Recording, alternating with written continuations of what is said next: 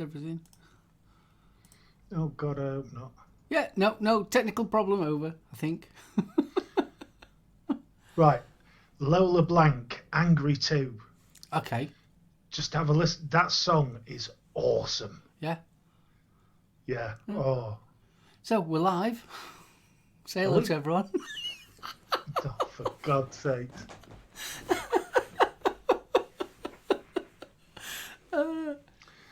Hi guys.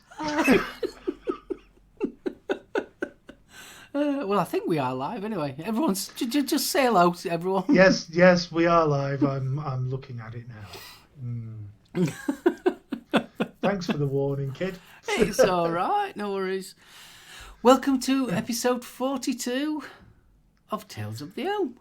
It's Sunday afternoon. It's just gone 2 p.m. Some of us are slightly pinker than we normally are. Hiya, Matt. Right, well, let's start things off as we're supposed to. Let's get the who's in chat. We sound right professional here, don't we? It's like we've never done this before.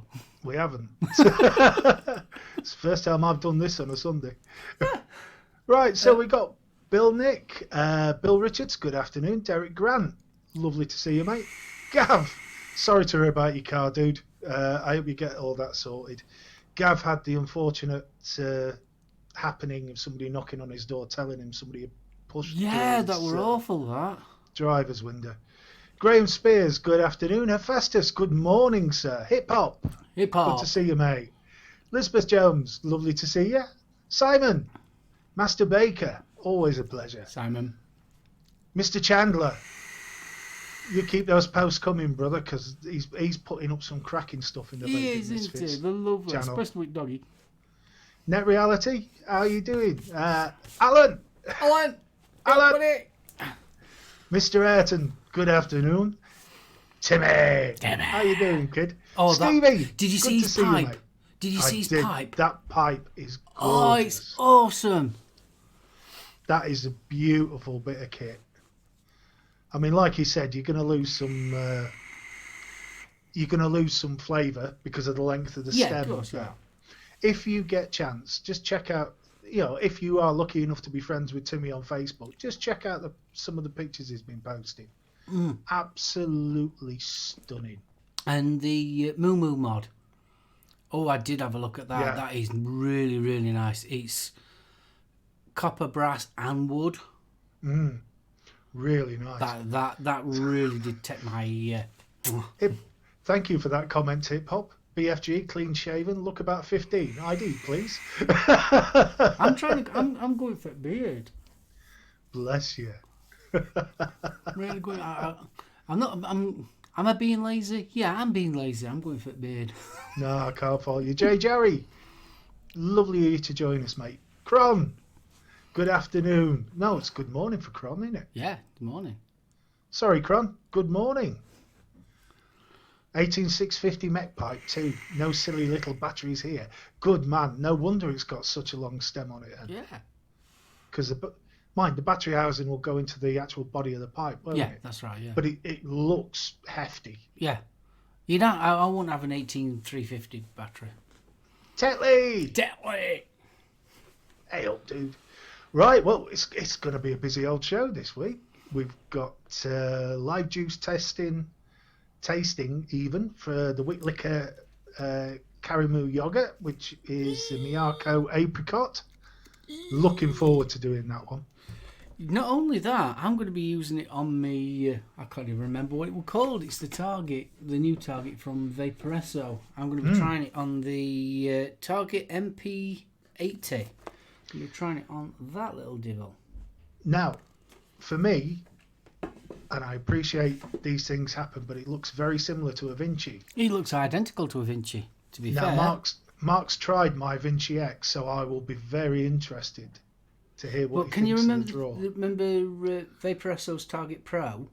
It looks virtually identical to that. Slightly, not quite as like a gun handle, but it's very, very similar. It's got quite a lot of the original Target Pro accents in it as well.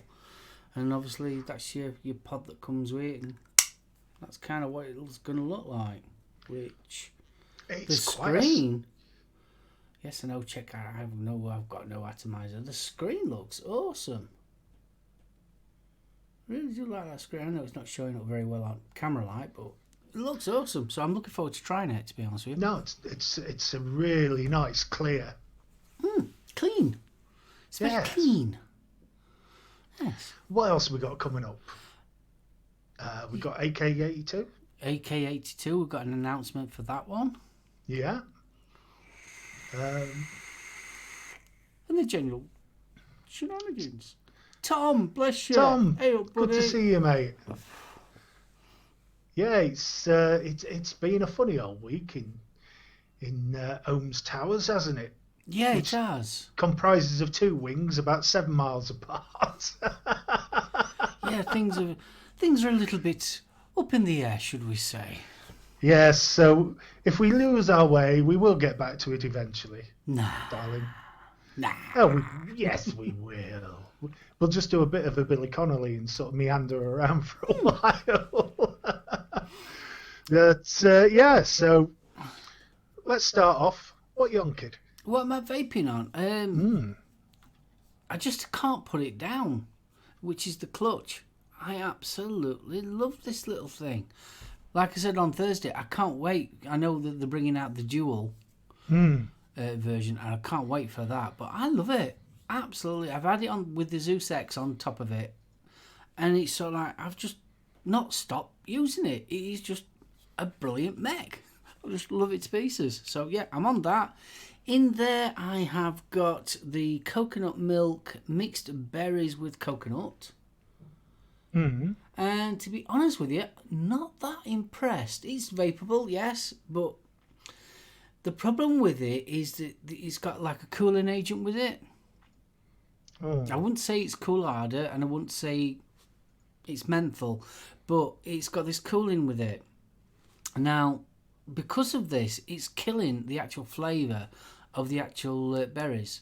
There are berries there. You can taste the berries. You can also taste the coconut, but because of this cooling, it really is dropping the actual 2 flavours. It's just overpowering it. Don't get me wrong, it's really nice and vapeable, but yeah, I'm having problems with it. And I'm having problems with the whole range, to be honest with you. This cooling part is just taking over the actual vape. On the coconut milk? Yeah. I didn't notice it that much, but I mean, I tend to vape more coolant than you do. Now, compared to the cool air, your cool air, you was getting that lovely, just lowering of the temperature, but you was getting all the flavour of the, obviously whatever variety of fruit it was. But this, no, I've got the mixed berry in now, and I can hardly taste the berries in it. I can taste the coconut, but it's that cooling that's just really overpowering it. So it's a shame. It's a shame. That's a real shame. Don't get me wrong. It's not horrible. It's just vapeable. Yeah, but I mean, again, make this sort of fairly clear. Mark doesn't do a lot of cool harder juices, do you? So, if you do a lot of cool harder, it might be up your street. Yeah, it might be perfect for you. But for me personally, it's just that little bit meh. Also, we was talking about the Iron Fist the other day, and I thought I'll dig my Iron Fist out. Got the what have I got? The Dead Rabbit V2 on top of that. In there, I've got my own brew lemon. And finally, but not least, I have got my hex at home with the intake dual, which I just love this, and I'm still ploughing through the Jonesville Juice, the Berry Aid. Again, which has cool harder in it, but I can cope with that one. So yeah. You better apologise to Gailey as well. Why? You mentioned coconut. You know what effect Oh it has yeah, on she her. don't like coconut. Anyway, big cuggles. Huggles, Gailey. Hey up, Zan. Zan, Good to see you, mate. Kiddo, as well. Bill says he found the pineapple and the mango in that range are pretty good. Yeah, the pineapple and mango I did like. It's same with the Cool Air version as well. The Cool Air pineapple one was gorgeous. But unfortunately, the berry ones, you can hardly taste the berries. That's a shame. It is a shame. I enjoyed them. I must admit, when we tried them, I got a nice flavour out of it. I mean, don't get me wrong, they are there. But because of that cooling, it just mutes them so much.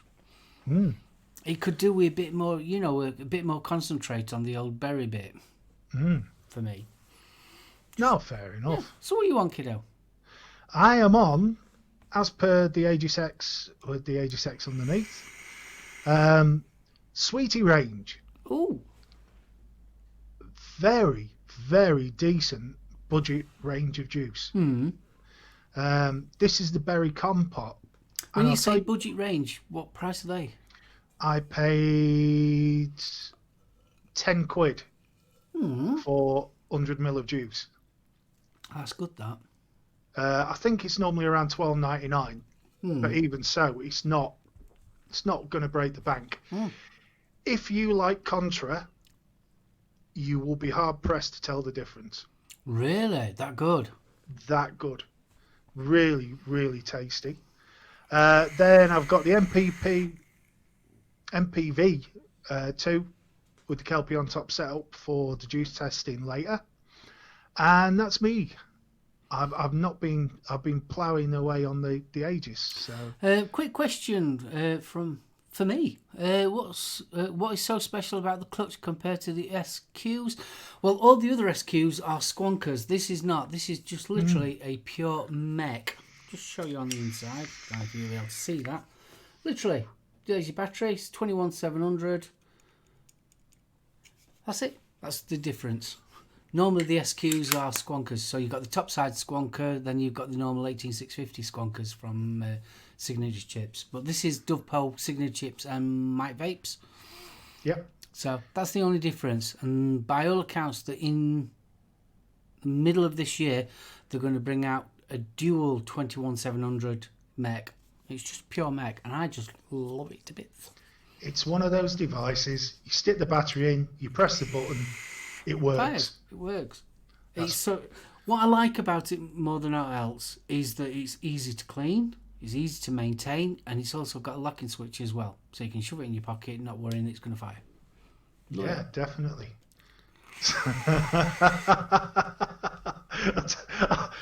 Rumpel, I do love your name, but it's Sunday afternoon, so I can't read out the full one. Yeah, you're right, mate.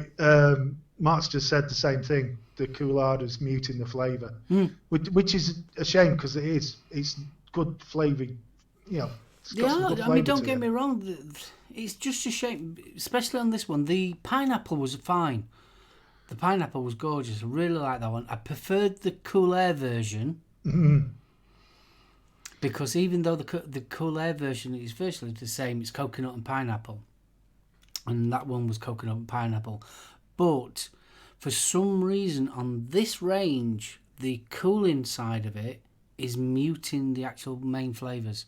And I can't understand why.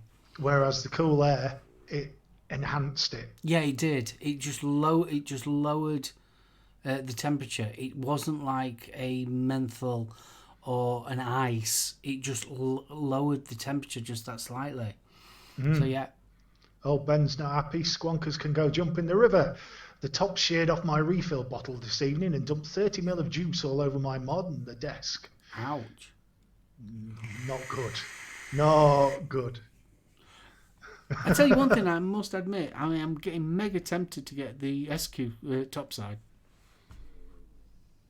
Not one that I've really sort of thought, yeah, I've got to have it. Now I've got into this one. Mm.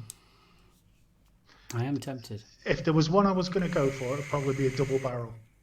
I do like that sort of form factor and the simplicity of it. Oh, yeah. You know what I'm like. Doesn't take much to confuse me. All you need simple. I like simple. Oh, apparently save my money and buy a Saga. Yeah, I've heard some good things about the Saga as well. The one I'm keeping an eye on is the Stingray Titan. The arse has fallen out of the prices on those. And you're looking at about... I've seen it anywhere from 45 to 49 quid. Just for the mod. But for, a 4-battery mod. Yeah. That price. But even though it's a 4-battery mod, it's not that big. No, compared to some. Yeah. I was quite... when I saw it... Because you always get that mix-up, don't you? When you sort of see pictures of a device, you you kind of think of what the size is, and then you compare it in real life. It's like the SQ. I thought it was going to be bigger than what it is when I saw the pictures, and it's a tiny little thing. Oh, cheers for that late night. Right, apparently the rule breaker is £99 on SR vapes. That's a good price. Yeah. Sheboygans loves Tales from the... Thank you, Sheboygan. Bless you. Awesome. Yep. Oh, I didn't know you had one, Stevie. Apparently Black Country's got the Titan and he loves it. So I must admit, I do like something that'll take a 30mm. And I still reckon the Stingray will look really nice on that. Yeah, it would actually, yeah. Oh, Matt says he gets 2 days at 140 watts. Worth it just for that. Exactly. God damn. I could fog out some serious floor space with that. You certainly could there, sir. You certainly could. The reason Mark's saying that is I bobbed round the other day and his front room, bless him, it went from pleasant, comfortable surroundings to a steam room in about 30 seconds. Yeah, you were creating your own environment. I do apologise for that. Your own little ecosystem you was creating. I was doing my damnedest to blow up the chimney as well, and it weren't happening. Timmy says, clutch seems to hit a lot better than the SQ topside. I've had to grind my SQ topside switch plate down just to stop terrible arcing. Really? I've had no arcing problems with this whatsoever. Well, he says they are definitely worlds apart on quality. Wow. Interesting. Oh, Steve's got the Titan kit, so that means he's got the 41mm tank as well. Ooh, beast. What's that? Is that 12mm of juice in that, isn't it? Sorry, no, it's more than that. There's two. There's a cut down and then there's a full glass. Master Bacon, my Titan is my build deck, and the Master Lung setup now has started to die after 6 months. Really? Yeah, go past 0.11 and it only goes to 275 watts, which is only about 40 APMs, and 40 amps, and it maxes at 60 amps above 0.11. Blimey. But saying that, when you've got something like that, you've got a regulated mod, you don't need to go down to 0.11. No. There you are. Stevie says 28mm of juice. Oh, 28mm of juice. And I do love the reply from late night. That's not a tank, that's a bucket with a coil. It is. Hiya, Des. How you doing? Des. Yeah, so while we're talking coils... Coils? Yeah, we may as well. I might as well put the advert up, Banter. If you could, mate. Ta-da! Dum, dum, dum. Dum, dum, dum, dum, dum, dum, dum. Dum. Our friend Adolf, aka 2, has got some deals on at the minute. So if you go across to his Twitter, Instagram. And here's me, because I thought it was Twitter, so I've put the link for Twitter, but it's Instagram. So just search for AK82 on Instagram, and you can get a pair of 0.130 aliens at the budget price of $10. 50% off a second pair of fused Claptons coming out at 0.18 at $3.30. Mouth to lung fused Claptons that come out at 1.37 at $3.30, or Fralians at 0.130 at $6.10. I don't think you're going to find cheaper than that. Not for the quality of coil. And also, Adolf turned around to me and said, if anyone is a subscriber of SoulOhm, or you're a subscriber of him on Instagram, he will give you a free set of FC along with it, your order. And his fused Claptons are definitely worth it. Yeah, well, FC's fused Claptons. I'm running those now. Sorry, no, I've got the aliens in. They're coming out at 0.13. I've got fused Claptons in here. These are the very coils that fogged out SoulOhm's front room. They don't have chuck, but the flavour off them is superb. Every set I've used so far of Adolph's coils, I've had very little problems with hot spots. If there has been a hot spot, which you get, a quick rake, sorted. No problem at all. Yeah. Can't recommend them highly enough. Well, when did we get them? About 3 weeks ago? Just before Christmas, wasn't it? Sure it was. I can't remember when we got them. But anyway, when I put this in these, with this, when did I get this? That was about 3-4 weeks ago. Yeah. I've had them in. Brilliant. No complaints whatsoever. Apparently I've got to get Chris to send me a set of his fused Claptons. Blimey. What else? Sorry, I've missed out on chatting. Timmy, on the clutch, it's silver contact, the actual...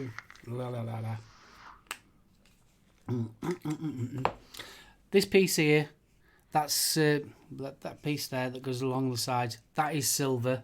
And then at the top there, you've got, it looks brass to me, but obviously there's copper that at the top there. Just thought I'd let you know. Chris D, he's just bobbed in. Hiya, Chris. Just finished cleaning my mechs. I hate having a mech addiction. On the plus side, I found a very nice mech that I'd forgotten about. That's the sign of too many mechs. No. You can never have too many mechs. No, you can't, and I agree. But when you're suddenly thinking, I don't remember buying that. Yeah, to be honest with you, I've come across a couple of them today. So like, oh, didn't really? I have that one? Yeah. Oh, I wish. Oh. I've come across... What are you on about? I was doing some tidying up this morning and I found a load of pods.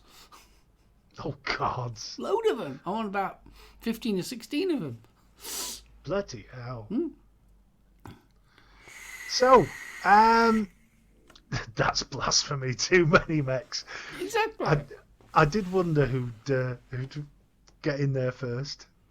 Alan's bought Ruby 21. Awesome. I want to get one. Bill Nick says when you find one in the fridge behind the milk.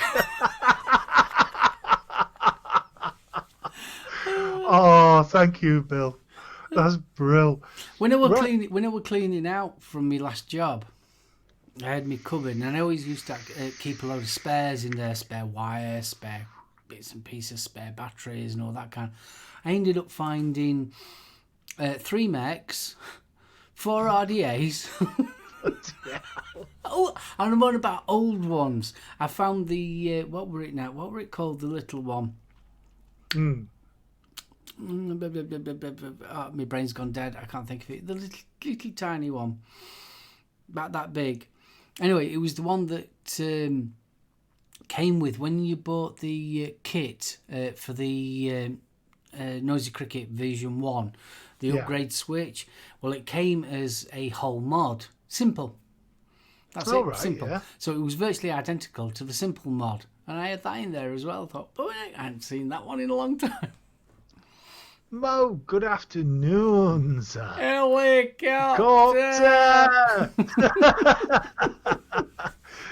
Gav says my mech addiction is starting. He's got 2 tsunami kits and a broadside styled coming. Oh, nice. His tsunamis are nice. He's got the copper and then he's got the black coated brass, which is the one I've got. It's lovely. Yeah. Chris found the Kennedy Vindicator, so he's using that just now. Yeah. See? Why not? Mech family. Says. Can't fault it. Mechs are on the way back, I'm telling you. I hope so, because the pods seem to have overrun everything, and it'd be nice to see some decent priced mech mods coming out. Yeah. Mech addiction is very real. It is. Mech addiction is very real. Once you get into mechs, it's I think it's a change. It's a complete and utter. It's a different way of vaping, totally. And I love that direct power that you get straight from battery. Just yeah. Oh, good. You can't fault it. Alan's Ruby 21. Guess what his serial number is? 0003. Oh dear, Tom's what's that? Mark absent for the moment. 15:30 Dutch time. Coronavirus press conference. More than 10 cases have already been reported in my region. So take a look. Wow.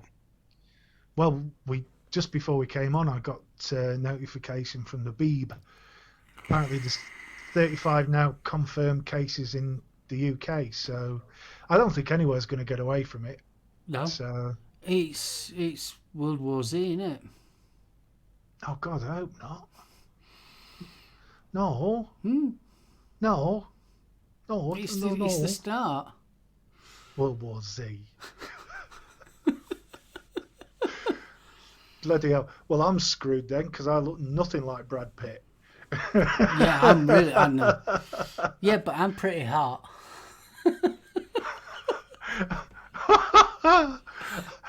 Alan, in response to Alan's low serial number, late night vape show, that's not the serial number, it's the ohms in his build.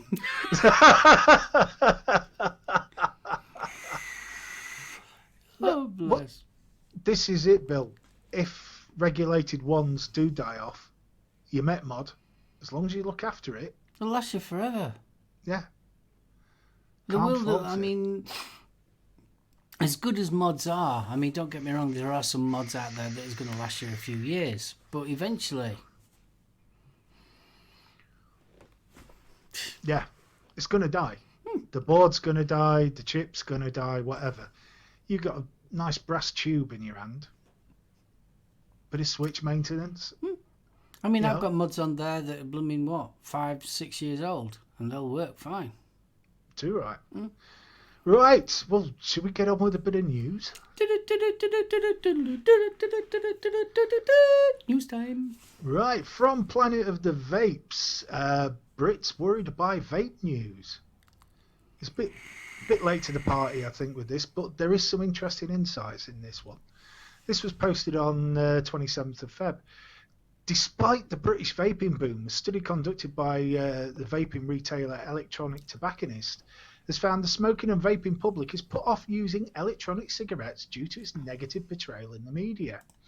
Over a third of correspondents are worried, and 2/5 are unsure about the relative safety of vaping. Now, we reported on this back before Christmas because you unfortunately got a number of messages asking if it was still safe to vape, didn't you? Mm-hmm. Yeah, I did.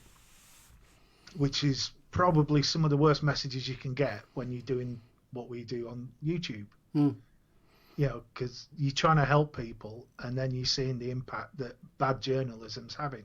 I mean, when people are emailing me, I mean, and obviously this was last year, when they're actually asking me, is it safe really for me to actually vape? I mean, it did really sink my heart, something rotten.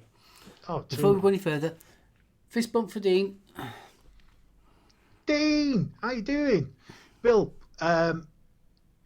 if you've got no mechs at the minute, but you're interested in mechs, something like the Tsunami kit, which you will pick up cheap, is a perfect starter mech. Yeah. You can't go wrong with it, mate. It's either got a floating top 10, 510 cap, or you can have the composite cap, which will take you straight. It's a good little mech. So anyway, back to the news. The Google survey sought the UK public's views on e-cigarettes as a smoking cessation tool, and if they believe the devices have become a public health benefit for electronic tobacconists. And the company says it comes at a time of intense focus on e-cigarettes in the US and, to be honest, a number of other countries, including the EU, which we will get into later. The company found that most people who took part in the survey, of them, 34.9 didn't believe that vaping has a public health benefit, and 26% said they weren't sure, while 24% said it was possible e-cigarettes were good for public health, and just 15% believed they were beneficial. So that's interesting. I mean, what they haven't told me so far is how many people they actually spoke to. When they were asked about vaping scare stories, the majority of those polled said they didn't have an opinion because they didn't know enough about it. 35% said the news stories on vaping fatalities in America were a concern for them. Well, there's more good news on that front, because the CDC have finally come forward and said that EVALI is the vitamin E acetate. It is not vaping. That's in black and white. So those people should hopefully sleep a little easier now. Delving further into what happened in the States, 1/3 of correspondents said they believed the negative media coverage of vaping was possibly whipped up by the media and generally unfounded. Yes, I would also say that Bloomberg does have a very big hand in this. Why? I hear you cry. Again, we'll get to that later. So as a result of disinformation, almost half of the respondents said they would not recommend vaping to a smoker they knew. 31.5 said they might try to convince a smoker to switch, and 19.6 said they would definitely urge a smoker to switch. I must admit, I think we are that 19%. That's us. That's the hobbyist. Yeah. The Viking mech from Sarisford. Yeah, that is a cracking one, mate. It is. So the survey, the managing director of Electric Tobacconist, who's Pascal Culverhouse. What a great name. I know. You'd have to have a martini in your hand, wouldn't you, as you whipped out your business. Pascal Culverhouse, I say. Our survey shows that most people are put off vaping by negative media coverage, while at the same time those not trustful of these news stories, most especially from the sensationalist tabloids. Not just that, mate. I would also say some of the more stolid right wing, such as the Daily Fail, they seem to have a real hard-on for vaping at the minute. I think it's across the board, though, isn't it? It's just easy journalism. It is, and I think it's piss-poor journalism as well, to be honest. It really is. It's lazy, and I honestly... See you later, Alan. Take care, mate. Later, Alan. I must admit, I personally think that they ought to be able to account for this, because it is affecting. Of course it is, yeah. I mean, it's totally affecting. See, the thing is, though, it's just easy, isn't it? They can basically type up whatever they want and get away with scotch-free. I mean, they could actually come up with just random rubbish and they get away with it. You mean like the Yanks? Yeah. I mean, but it's just an easy target, isn't it? You ain't kidding. Because half, let's face it, half the actual bits and pieces that's, excuse me, come from the actual papers, especially the Daily Fail and all them lot, it's sort of like they've got nothing to back it up with. No, and if you asked for sources, I mean, I think you'd be looking at Fox or CNN, to be honest, which is a pain in the arse. Right, so I mentioned other countries and specifically the EU. So why? Well, I found an excellent article from the Ashtray blog, which I've been following quite closely because there's been some really good stuff coming up on that. Well, the Ashtray blog, yeah, James is really good. I'm not sure if he's a professional journalist or not, but they are so readable. If you haven't had a chance to go across and have a look, I really would. I'm going to stick the link for the article into chat. It's James from eSig Direct. Is it? Yeah. Oh, brilliant. James from Wales. He lives in Wales. The original, ironically, James is one of the first actual companies that I started vaping with. After I'd got my 10 motives, the next one on from that was the Vaping Angels, and that's what his original company was called. Well, his writing is superb. It really is. So let's go back a bit into the mists of time with the EU and vaping. So not so many years ago, vaping was nearly banned in Europe. We know about this. We know they wanted to make it a medical device. As it can take 10 to 20 years to get a medical license for a device, that would have effectively killed vaping there and then. Yeah. So the NNA stepped up along with a number of MEPs, British politicians, and they won. Yeah. And we ended up with the TPD. So it was far from ideal. We've got limits on tank size, nicotine strength, etc. So, but it's livable. You know, we've had 2 years under the TPD. Yeah, coming up to 3. Coming up to 3, and we're used to it. Yeah, we haven't got a problem. But the TPD was always going to be revised. This is where our problems start, I think. So. First off, we've got to understand who's influencing the EU, yeah? And the biggest is probably the WHO. Oh, God, yeah. They're just against vaping, full stop. Add to that, Bloomberg, the man himself, is the WHO ambassador on non-communicable disease. And his charitable foundation paid for the WHO report on tobacco. See where I'm starting to come from on this? And we'll get my tinfoil hat in a second. Well, yes. Now, Clive Bates, the former director of ASH, he believes that Bloomberg's staffers actually provided input into that report. Now, there's no proof on that, but I'm just mentioning that. So, according to the New York Times, the former New York mayor has spent $160 million on the campaign against vaping. That's not chump change. And it also writes a billionaire has simultaneously invested via the VC group Village Health in pharmaceutical alternative, which is Hale, which is the Eat Not Burn device, along with Bill Gates, I believe. Most mentions of Bloomberg on Village Health have been removed since the news first broke, but you can still see Bloomberg featured on their website via the Wayback Machine. Yeah. So he's also promising, if he becomes US president, a ban on vaping flavors with nicotine levels pushed to non-addictive levels. Yeah? So you'd be looking at flavorless liquid with limited nicotine. And given his alleged influence, it's not surprising that the WHO argues that vaping increases the risk of heart disease and lung disorders, which is now, there's a very high chance that was based on the retracted grants study. So that leg's still being kicked out. Causes respiratory disease EVALI, even though the CDC have actually said no, it's vitamin C, E acetate. Causes harm to non-users, which is balls, and should either be banned or regulated. And maybe these people shouldn't have been born. But we don't get what we want, do we? Exactly. So, how much does all this matter?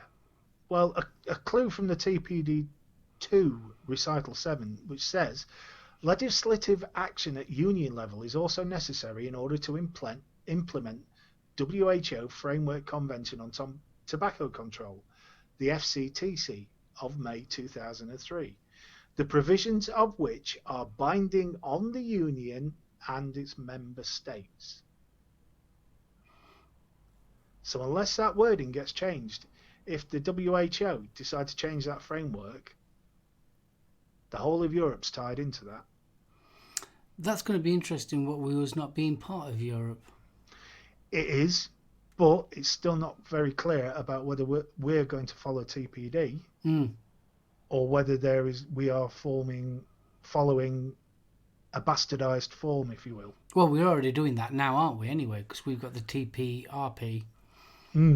So it's going to be interesting, because I've got a feeling that we will probably follow suit to keep in line with Europe. Yeah, it's worrying.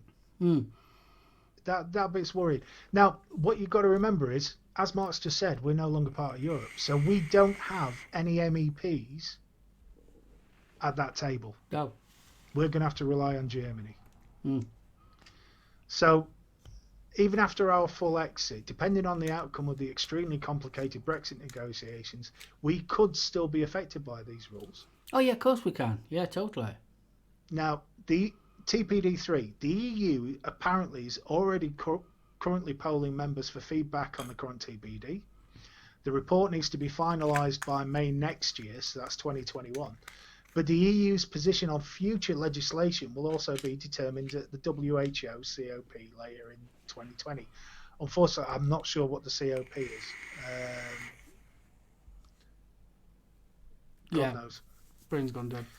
But studies are being run for that. Now, there is one that's quite concerning, because the directive for one of these studies is overwhelmingly negative. And they asked the scientists to investigate the following, and hold on to T-outs for this one. So they want to see, with vaping, their use and adverse health effects, short and long term, risks associated with technical design and chemical composition, so that's number and level of toxicants. I would guess that would include heavy metal inhalation from coils, etc. And with the existing EU regulatory framework, so that would be nicotine concentration and limits. These are the two that started my urine boiling. Their role as a gateway to smoking and the initiation of smoking, particularly focusing on young people, and their role in cessation of traditional tobacco smoking. Well, both of them have already been proven to be negative anyway. Also, but you've got to remember the Science and Technology Commission are wanting more vaping. Well, yeah. Britain is still fairly upbeat on vaping, which is good news for us. So, I mean, on the last study for gateway and to smoking and the gateway for kids to start vaping has actually dropped this year. Well, dropped last year, should I say. It's fallen by some percentage. Bill. He gave the butler the day off. He had to go and fetch his own coffee. Piss poor planning that, Bill. Piss poor planning. So, how could the TPD affect us? The problem is there is very little concrete information about TPD3 at the minute. There are, however, clues. So, the clues are coming from what's being discussed in the EU Parliament, as well as key quotes, such as this one from Arenas Vincinius, former head of cabinet for the EU Health Commissioner, Vitenis Andriukaitis, I believe. E-cigarettes may be less harmful, according to some reports, but they're still poison. Not a very positive quote. It's always the case, though, isn't it? They give it with a positive, but with a but. Yeah. I mean, some of the things that James thinks may be included could be flavour bans. So several EU countries have already banned flavours in vaping, with one reporting on the experience to the EU. So there is an appetite for it. Taxation. A recent e-cig intelligence report found that the majority of countries in the EU are in favour of a uniform tax on vaping, which would occur separately in the revision of the European Excise Directive on Tobacco. If Europe does this, there is a very strong chance that the UK will follow. See, the problem Very I've strong. got with it is, why are you punishing people or going to something that's more healthier for them? Very true. Now, However, you've got alcohol, you've got cigarettes. They are sin-taxed. And the reason behind the sin tax is to dissuade you from using them. Same with the sugar tax as well. It's a ploy for the people to reduce their amount that they're using. So they actually tax it more. So you think, oh, I'm not going to spend that kind of money. Why are they doing that on a product that is saving lives? 100%, mate. 100%. But you've also got to look at it from the view of a large amount of British tax revenue has come from cigarettes. And that tax revenue is falling like a stone. Of course it is. Now, there are those that would say the sin tax applies, and I'm just going off Jay Jarry's comment there. How can you sin tax vaping when it's healthier? Vaping is healthier. We are aware of this, yeah? But it's still a choice. Oh, yeah, of course it is. You don't have to use nicotine. You don't have to drink. You don't have to use sugar. That will be the argument you will get. Whether I personally agree with it doesn't matter. We know that that's the argument that will come. Now, sometimes I type things and they don't show up in your chat window. I've got no idea, Cron. I've got no idea, kiddo. Oh, Hephaestus says, is that's YouTube censoring comments? Does it to me also? I've not seen anything. Normally we get a notification. But we have noticed that you have to. A couple of people a few weeks ago, wasn't it? That I got Jenny a notification. Yeah. With Google. Yeah. Just remember, people in chat, that Google is listening. So, following on from the taxation, we're also potentially looking at further advertising restrictions. So, the worst case scenario would be where the EU adopts US regulations, which is de facto bans on products, or the cost of compliance becomes so high that only tobacco companies are able to continue to supply gear. If you want more information, I would strongly suggest you join the NNA. Oh, definitely. 100%. It's free. Join them. You will get information on what's coming. You will also get calls to action. Yeah. Also, they do a monthly newsletter as well, which is really, really good. Yeah. It's awesome. It really is. But, so that's covered that bit. Moving on. So a question in the House of Commons led to the UK government reinforcing its stance that vaping is an important harm reduction tool. Huddersfield MP Barry Shearman asked the Secretary of State for Health and Social Care what assessment he has made of the health risks of vaping and e-cigarettes. And the reply from Joe Churchill, the Under-Secretary for Health and Social Care, was extremely positive.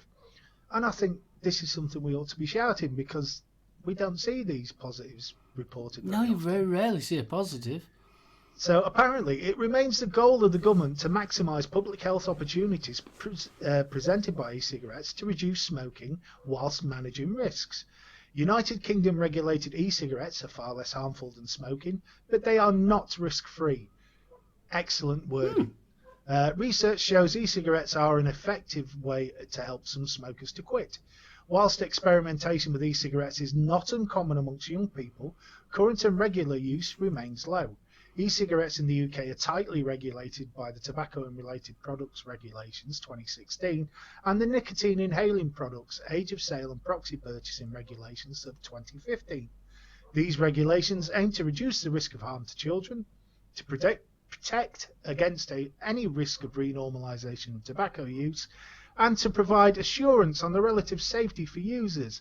The regulations include restrictions on mainstream TV and radio, prevent sale to under 18s, and limit both tank size and nicotine content. We continue to monitor evidence on e-cigarettes, and as part of that we are monitoring youth use closely, and will take action if necessary to ensure that regular use amongst children and young people does not increase, and that e-cigarettes are not a gateway to tobacco use. The government has a statutory obligation to conduct post-implementation reviews of the TRPR by May 2021. Does anybody else remember that date from what I've just been talking about? And the NIP later this spring. We continue to keep the evidence base on e-cigarettes under review, and the next Public Health England annual review on e-cigarettes will be published next month. Something that I think a lot of us are waiting to see. And that's it, mate. That is the news. Tom's back. 2 of them are in hospital. 1 visitor's stop hospital. Special entrance outpatients clinic. 3, call your doctor if you have a slight irritation of the lungs. Hey, Corona. The Tinterweb hamsters were on a break. That's why Unicron.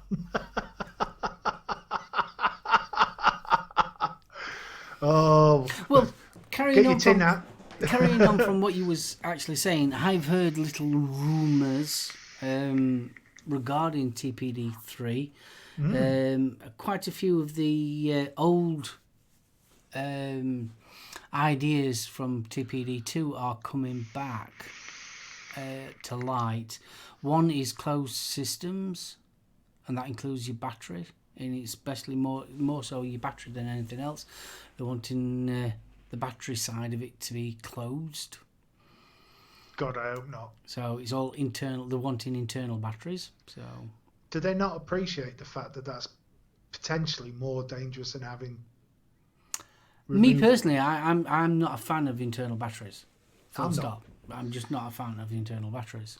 And it's building an inherent weakness into your mod, because you've got an internal battery, unless it's a removable LiPo.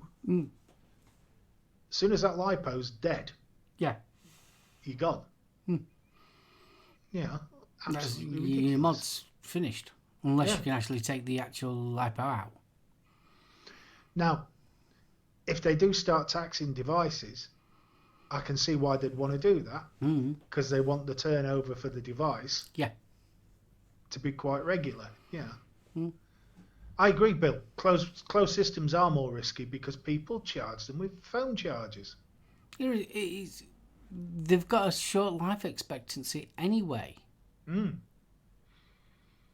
mean, what is it? Normally around 30,000 recharge cycles, I think, for an average. But absolutely great. I do wish people would talk to vapors. Oh yeah, they're not going to do that, are they?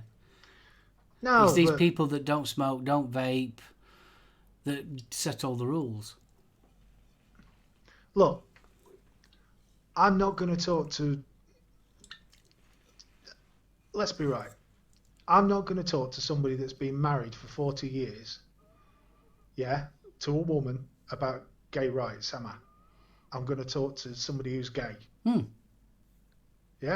If I want to find out about special alloys, I'm going to talk to a chemist or a metal worker, aren't I? Yeah, of course, yeah. So why are they not speaking to vapors about vaping? I really can't understand. Another thing that really winds me up, and it's sort of like when you start talking about taxes. Well, the government's losing a lot of tax because of people not smoking. Well, hang on a minute. The government shouldn't be relying on that tax in the first blooming place, because that tax is supposed to be going to the health of the people that were smoking. Exactly. And but it never has been. So it just proves that the sin tax that they're saying are sin tax to obviously help people not to smoke, they've been using the money for other things. Interesting. Oh, Bill's just... Bill. Ben's just sent me through something from the FDA of the Philippines. Temporary suspension of the implementation of the Administrative Order 2019-0007, revised rules and regulations on electronic nicotine and non-nicotine delivery systems. So the ends. It's suspended. Remember all the grief they were having in the Philippines? Mm-hmm. It would appear, for the time being, the FDA has placed on hold until court issues a resolution. Mm. Interesting. So it's a bit of a reprieve. Already knows more about the import and export of e-cig stuff and e-liquid to EU. I've seen something. I did see some article about the potential impacts of imports and exports. I think the one I saw was about Australia, because they're now proposing more bans on the importation of liquids already containing nicotine. It's the nicotine side of it, isn't it? You've got to be registered to import nicotine into Australia, and that's what they're cracking down on, from what I can understand, is the illegal importation. Bill, I don't know if you've seen the comment. Cron said the LiPo died in his old MVP, so he sold it in an 18650 and kept on going. Don't try that at home, folks. But Bill said, Cron, not that many of us have the ability to do that safely. So Cron's reply was, have you seen me? I don't do safety. Manly vapor. Manly. Vapor. I can feel the testosterone just oozing from the screen. And we highly don't recommend that people do that. No, if you know how to do it, fair play to you. Yeah. But I think that's a bit above most of us. Rumpel says, myself, I don't know what's right, so I only use a 1 amp charger. To be honest, Rumpel, if you use 1 amp charger or the USB from your, a laptop or an electrical device, they are normally tied down to a safe ampage. Yeah. Best thing to do is, I would always buy removable battery devices and use say a charger like the likes of X-Star or something like that, and use that.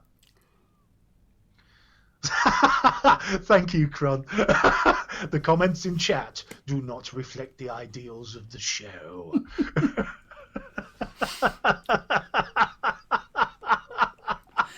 Oh, bless you, Cron. I love you for that. I still think that's a big... when you put a DVD on and they always have that disclaimer about the interviews, we ought to have one of them at the beginning of the show for a chat. Warning, Cron has a huge pair of cojones.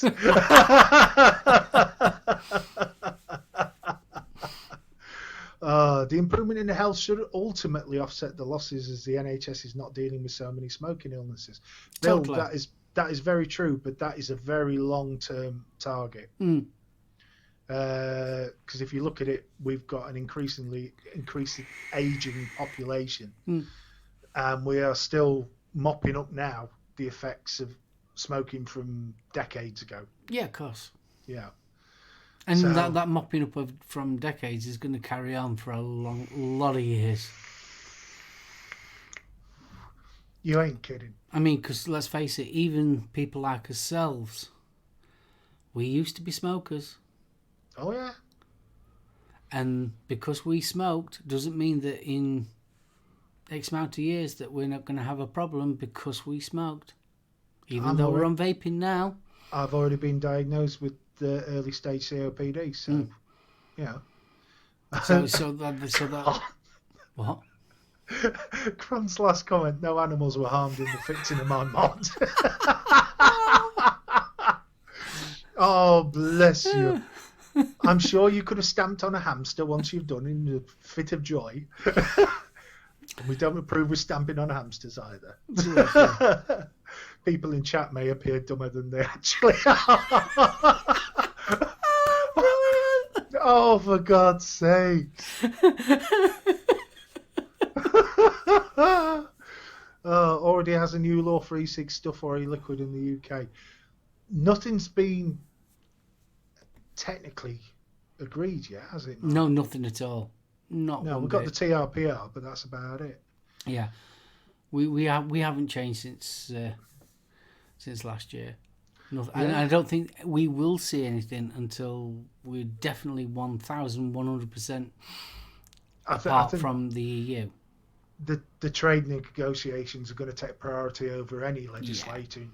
I mean, let's face it. Anything to do with cigarettes, e-cigarettes, all that kind of thing is just so far down the list of priorities at the present moment with the UK government.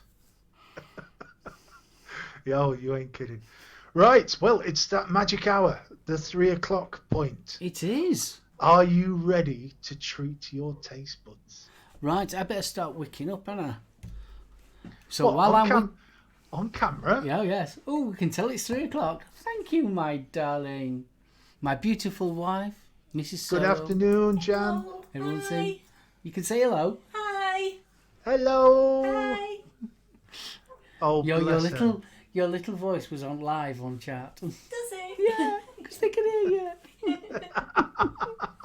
Everyone's saying hi to you. Hello, everybody. I'm just wishing somebody would come up and give me a top up. I'll be round in a minute. Right. Okay, Cron, so it's 3 here, it's 9 a.m. there. You all got 6 more hours to go. I am not waiting 6 more hours to crack this beauty. Yeah, it's not 3 until tea shows up. That's it. You got it. Right. While I've got me brand spanking new coil. Bill says, how did she get the locks off the basement door?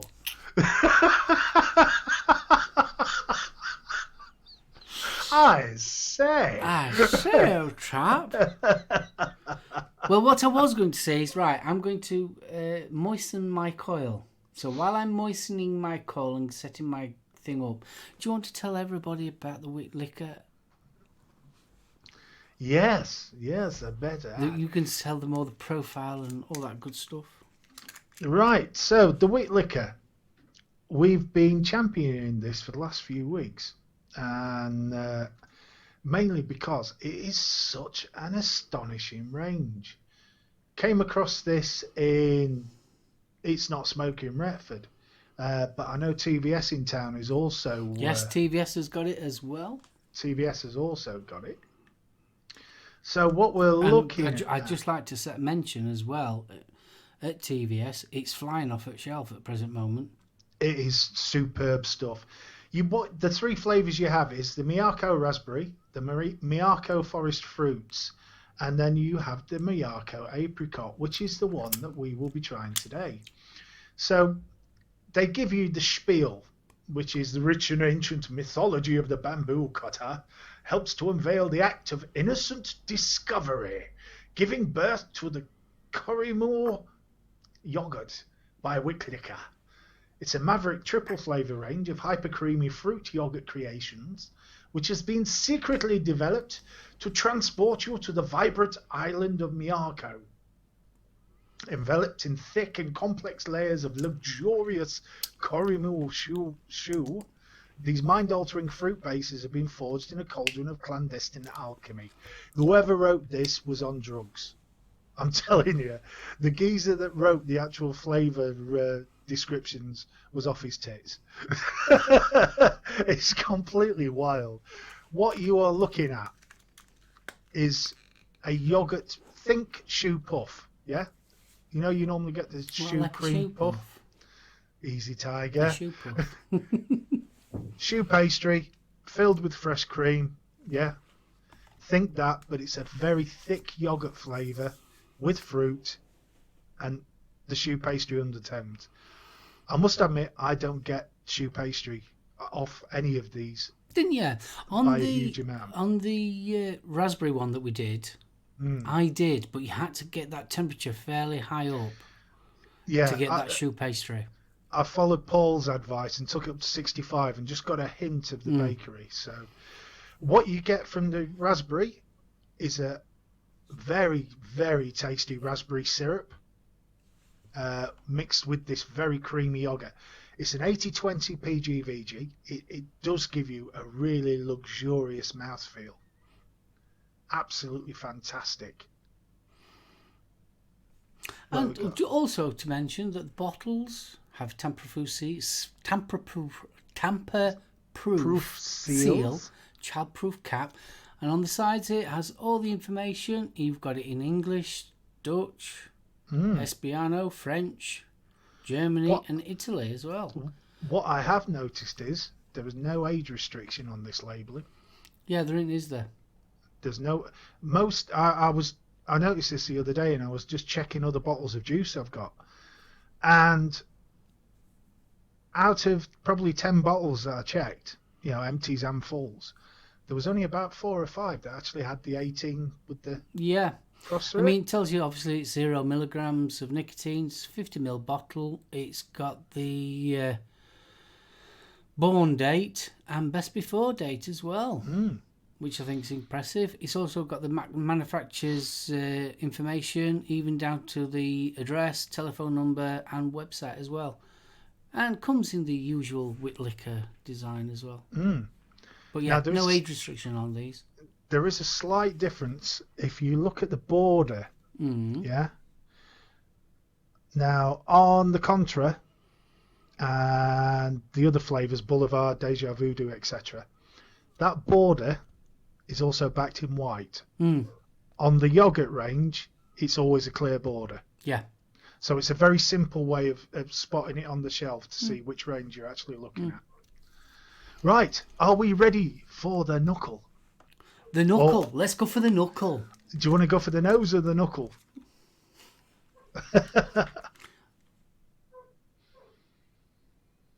You're definitely getting that yogurt, aren't you? Yeah. More yogurt than anything else. But it smells like when you open a tub of Greek yogurt, you're getting that smell. And I'm definitely getting some shoe in there. Oh, yeah? See, I'm not getting a lot of shoe. Right, knuckle.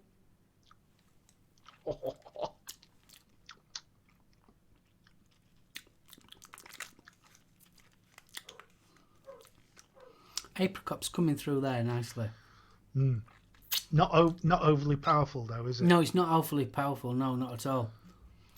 And I'm still definitely getting shoe. I can taste that shoe pastry.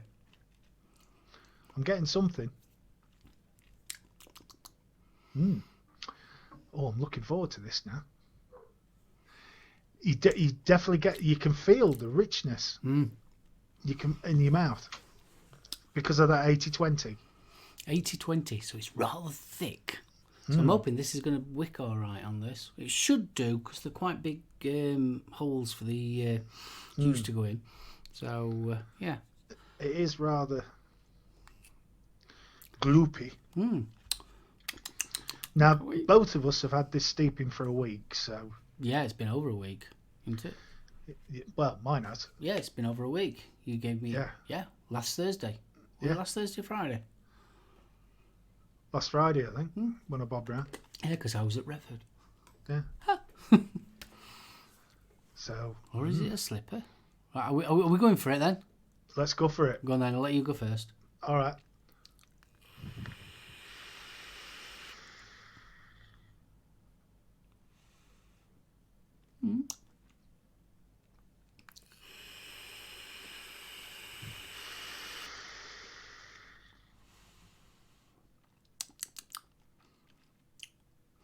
Right, I'm going to up this one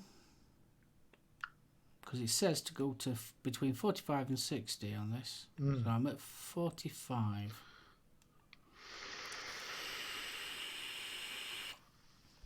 Oh yeah. You're getting the apricot straight off, and it's not a jammy apricot, is it? I don't get a jammy. I get a very sweet apricot. It's really sweet. It's not really, jammy though. It's a sweet one, this one. You know what that reminds me of? Apricot preserve. Yeah.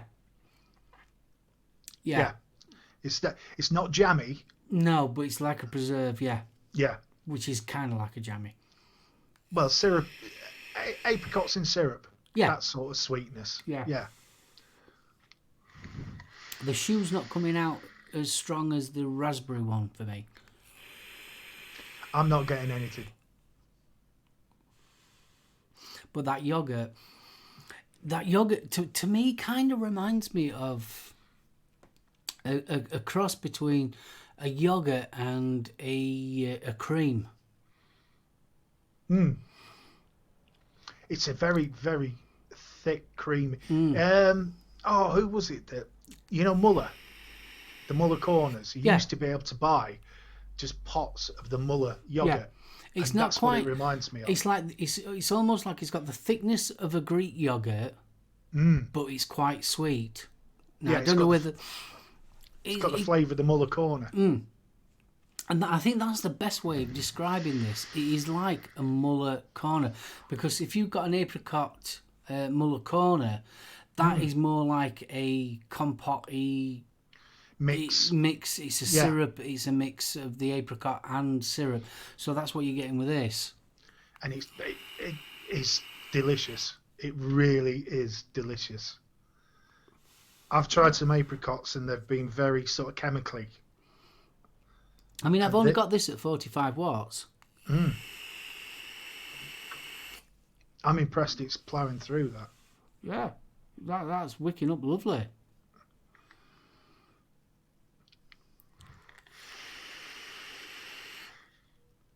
Ooh, custard and banana.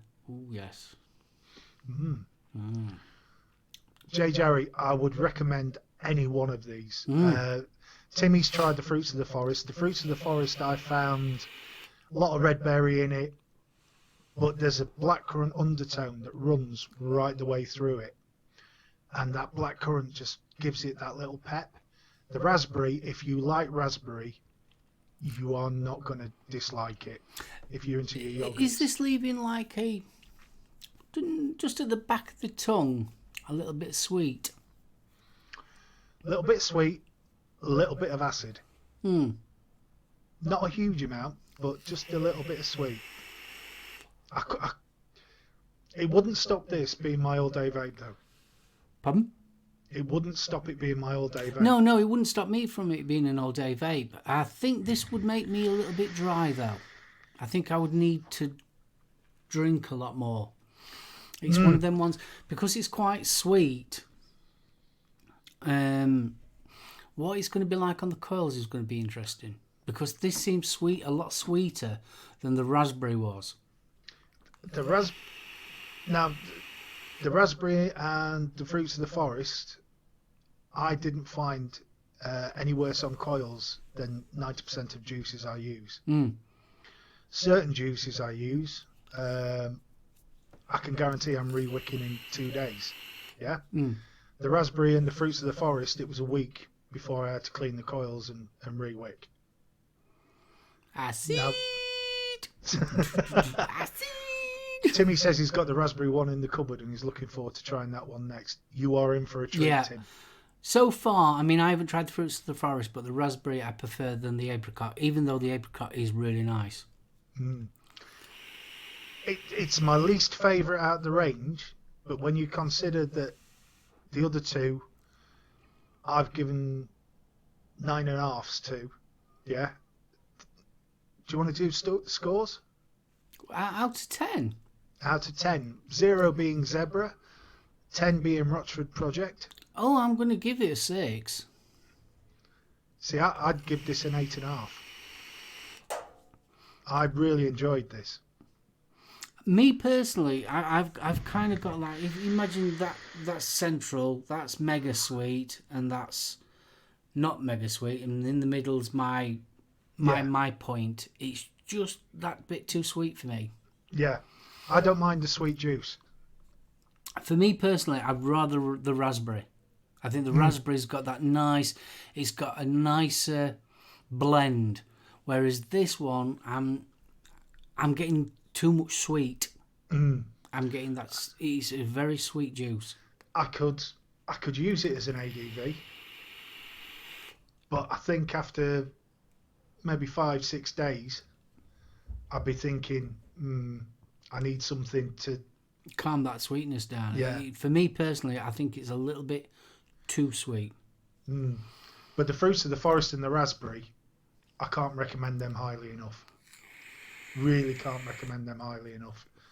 They've got the right balance of fruit, flavour, and creaminess to them without being overly sweet. I'm going to carry on. What I will do is I will carry on vaping this, and we'll report back on Thursday to see what's happened to the coils. Yeah.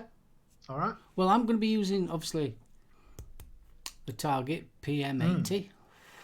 I'm going to be using that for the rest of the week because this is going to be coming up for review.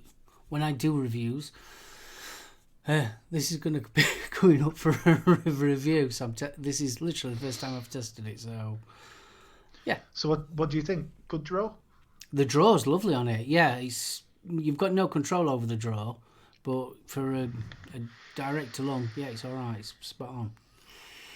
Good stuff. Going to be interesting to see how long the batteries last, because I don't know what the battery's in this. Probably around 1,000 mark. Yeah, they normally are. No, 2,000. It's a 2,000 mark. 2,000. Wow, Yeah. so you should get a good day out of that. The yogurt does give a nice tang to me. Unfortunately, the apricot is so sweet that it overrides that acid kick. It's that. How can you put it? It's the juice. It's the syrup. Yeah. You're getting a lovely apricot taste, but it's that syrup, and you can taste that syrup that underlying syrup in the background there. But it's quite overpowering, I think. Cron, you will burn for that one. What's this? He just put, wait, you review? Yeah, I do actually. He does, yeah. I do. Bill says, don't use sweet juices as much. The Bakewell tart from Nova is lovely, but not an all-day vape. Deja Voodoo's the same.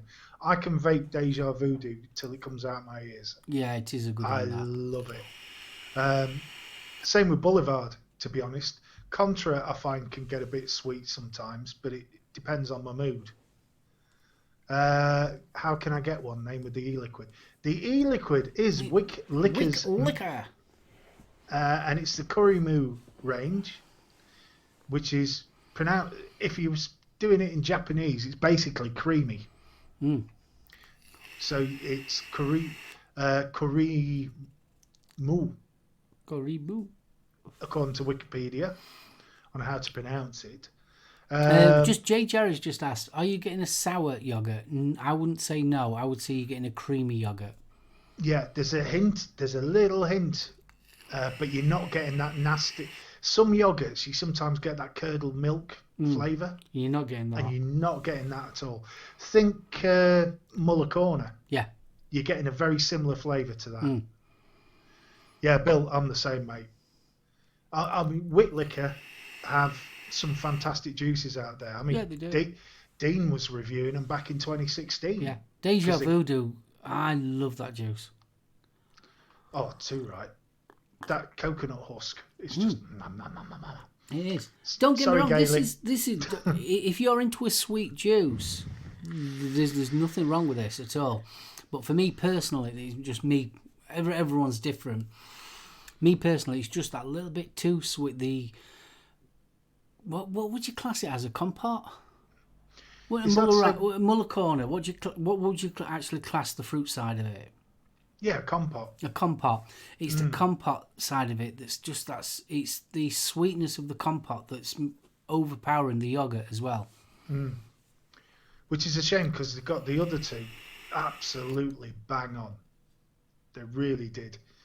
You know, if you don't like the raspberry, go for the fruits of the forest. If you find the fruits of the forest a bit too berry, go for the raspberry. Bit too berry. I say. No need to take the Michael. So you're giving it an 8 and I'm giving it a 6. Yeah. So I don't think that's a bad score. And to be honest, no. I mean, as a range overall, it's definitely a solid 8 3/4. solid 8 3/4. The raspberry and the fruits of the forest, I would say, are rivaling. What do you call them? Jay's company. Rochford. Yeah, Rochford. That's it. I had a complete brain fart then. Did you have a complete brain fart? I had a senior moment on camera. How sad is that? Well, we've done the juice tasting. We've got to talk about it. I ended up buying Discovery. You did. I bought season 1 and season 2 on Blu-ray at a very respectable price. Now, I watched when they first came out episode 1 and 2 and wasn't greatly impressed. And then obviously after everybody's dissing it over the social media, I never carried on watching it. And to be honest with you, I'm glad I bought it. Because I am absolutely, thoroughly enjoying it. It really is a good show. I just thought I'd let you know all that. Yes, there are a little bits and pieces that you think, that ain't quite right, and that ain't quite right in the timeline of things. But in general, if you just take it as a piece in its own right... Of sci-fi, I have thoroughly enjoyed it. Yes, you can pick spots off it like nobody's business with the canon side of things, and you can pick the spots off of they didn't have that when Kirk was about or when Picard was about. But yeah, I think the first thing that you notice obviously straight away is the Klingons. Yeah, they have totally reimagined the Klingons. Totally. Well, yeah. Well, to some extent, that does tie in with Star Trek canon because the ridges only came up. If you go back to Enterprise, the Klingon ridges were because of the virus. Yeah, that's right. Yeah. So that we learned only a few weeks back. Yeah. But also another little one that I noticed, they've got a holodeck. Have they? Yeah, they've got a holodeck. They was doing a training course of killing Klingons with the new chief of security. I've not got round to that, but yeah, I watched the first couple, and then same with you, read sort of all the reviews and looked on social media, and it put me off. I've gone back to it on Netflix, and I am enjoying it. You know, for a bit of escapism. I think if you. I went into it with the mindset of just watching it for what it is. And yes, there's some lovely little nods and that to past Star Treks. Well, Pike and the rest of them. Well, I'm only on season 1 at the present moment, so Pike's not been introduced until season 2. So I can't comment yet on season 2. But season 1, so far, so good. It was interesting, the learning of how Michael and Spock got picked to go to the academy and ended up going to Starfleet and all that. I thought that was an interesting little bit of a storyline. And to be honest with you, sometimes social media can sway you in a way that you shouldn't. You should watch something yourself. And I've got to admit, social media did sway me to not, because I wasn't quite keen on the first 2 episodes. It kind of swayed me for not. What have I done now? No, it's not anything you've done, mate. It's Labworks. It just put the lyrics up for Star Trek in. And then Kaylee's just put, I'm singing that in my head now. Thanks, guys. Kron's just said, I find it odd they never discover a planet of nudes. Well, there are a bit of swearing in this one. There is. Now, I did come across an interesting article about Picard. And people were most upset that bad language had found its way into Picard. Personally, I think it fits in with the grittier storyline that's there. Well, I've got to admit, I'm loving it. I am absolutely loving Picard. Picard is so cool. It's opening up things. Mm. It really is. And the thing I am loving is I can go back to Next Generation. Hiya, Paul. And I can link back to episodes there that have a direct bearing on Picard. Mm. You know, we watched the 7 of 9 episode, didn't we, of Next Generation, where you found out how 7 of 9 became disconnected from the Borg consciousness at one point, didn't she? Yeah. And there was 3 of them that became a triumvirate personality. Yeah. You know, that in itself just brings that little bit more to Picard for me. I've just ordered the audio book that's based on the series. So Picard Last Best Hope. I'm really looking forward to listening to that. Honestly, I think it's well made. I think it feels more like watching a film than it is a TV series. It does. The French accent that Picard put on a couple of shows ago had me in fits of laughter. I mean, it was so Monty Python, yeah. Oh, she's diseased. She has been entered by the Borg. She is ruined. It was so funny though, wasn't it? It was. The Borg cube looks like the cube from Transformers. It does, but... And it's like what Gaily Bob just says. She's not into sci-fi, but she's enjoying it.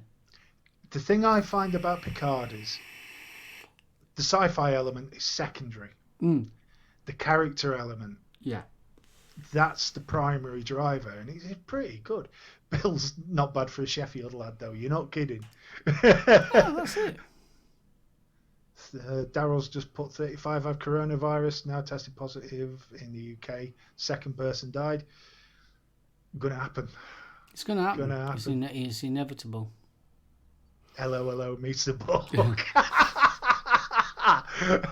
Are you listening carefully? I was says this only once. I was pissing outside. It is I, Leclerc. I'm still looking forward to the Fallen Madonna with the big boobies in that 7. I do like what they've done with 7. Yeah. Without spoilers, there is a very dark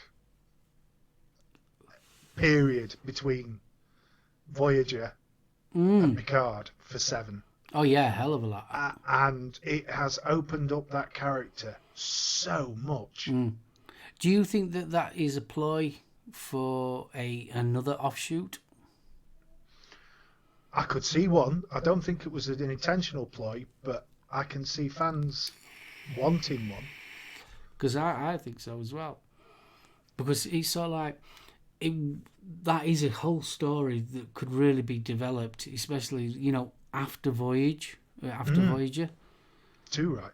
And the thing I'm loving is the fact that the Borg have gone from the ultimate predator to the prey. It's such a flip. Yeah, complete flip. You felt sorry, knowing what you knew, that the Borg assimilated and basically massacred planets that they came across. Yes, you felt sorry for them, but at the end of the day, they were the big baddie. And now they've lost that big baddie, and they've become almost the target. Yeah, because people are now trading in body parts. Yeah, I just love what they've done with it.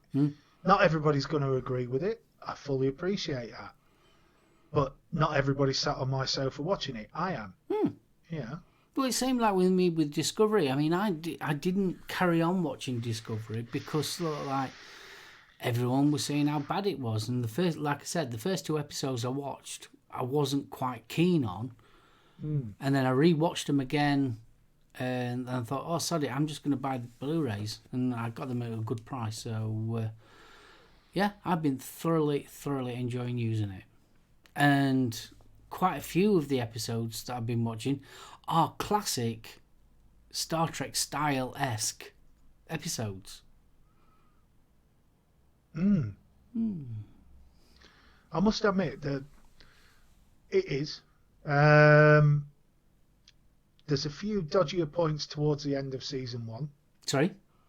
There are a few dodgy points towards the end of season 1. Some of the writing seems to get a bit slipshod. But the thing I like most about Discovery and their handling of the Klingons, there's much more information about the religious beliefs, the meat of the Klingon belief system. Yeah. And I think that just fleshes out, because they go from being the warrior race that want to kill everything, well, whoop-de-doo, they become more real because of it. And you start seeing their prejudices within their own cultures. Yeah. Really good. I'm thoroughly, honestly, I am genuinely thoroughly enjoying using it. Yeah, okay, it's like anything, you can pick spots at it all day long. But I've gone in with the vision of its own entity. And it's a nice bit of fantasy. I mean, it's not preaching to the perverted or anything like that. It's its own entity. Nothing wrong with that, son. I mean, you are sinner. I mean, it's not like Doctor Who that's politically correct and preaching you. It is pure sci-fi.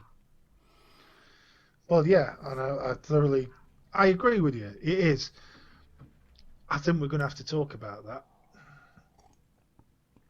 What, Doctor Who? Well, the finale's tonight, isn't it? Oh, aye, it is the finale.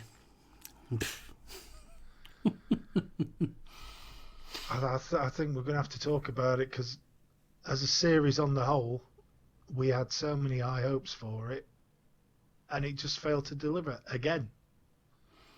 But before you go any further, I think Q should show up in Picard. No. Yeah, because let's face it, Q was a big part of it. He was, but no, he got on my tits. He did get on my tits, I've got to admit. I agree with what him and Wesley. I agree with what Paul says there. 709 looks and feels very dark, and she looks so much hotter with her hair down. Oh, don't she just? Not wishing to sound misogynistic, but by God. She is, on a serious note, and not being pervy too much, she is one good-looking woman. What, mid-50s now? She must be. She's stunning. She really is stunning. Kaylee, take care, darling, and we'll see you later. Have a lovely week. Right, Discovery is worse than Doctor for virtue signalling and woke agenda. I don't know if it is, Ben. I just totally disagree with you. I've had none.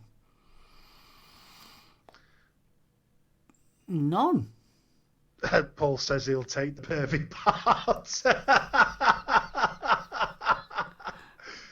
Oh, you wouldn't complain if you woke up next to her, would you? No, you wouldn't, would you? I'd be waiting for the police to arrive and be answering questions like, how did you break in and what the hell are you doing here? The Strike Back series. What? I've not heard of that one. What's the Strike Back series? No, I've not seen that. She's 52. So yeah, she's early 50s. She is gorgeous. She really is. She's stunning. Yeah, Bill, probably Jan would slap me. Yeah, I'm safe then.